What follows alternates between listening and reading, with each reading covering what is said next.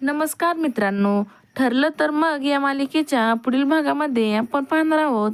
अर्जुन सायलीला म्हणतो, सायली, हलव्याचे दागिने कसे असू शकतात? हलवा तर खायला असतो आणि दागिने तर सोन्याचे असतात.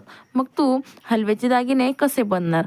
तेव्हा सायली ही अर्जुनकडे रागाने पाहू लागते आणि अर्जुनला बोलते, मला माहीत आहे, हे मुद्दामून मला राग येण्यासाठी करत आहात तुम्ही.